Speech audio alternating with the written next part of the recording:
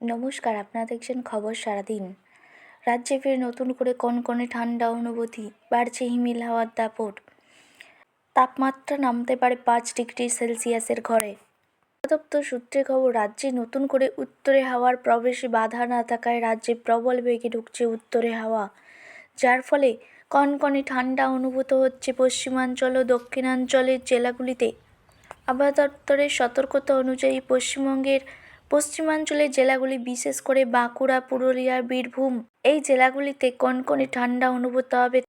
তাপমাত্রা সর্বনিম্ন থাকতে পারে 5 ডিগ্রি সেলসিয়াসের ঘরে।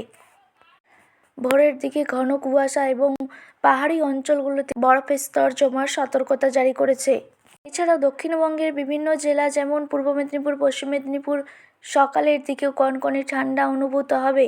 সঙ্গে থাকবে হিমেল হাওয়ার দাপট। উত্তরবঙ্গের 4টি জেলায় থাকবে ঘন কুয়াশার সতর্কতা, সঙ্গে কনকনে ঠান্ডা অনুভূতি।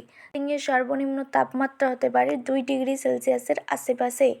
সংক্রান্ত বিভিন্ন খবরাখবর পেতে আমাদের চ্যানেলটিকে অবশ্যই সাবস্ক্রাইব করবেন এবং খবরটি ভালো লাগলে একটি লাইক ও শেয়ার করে দেবেন। ধন্যবাদ।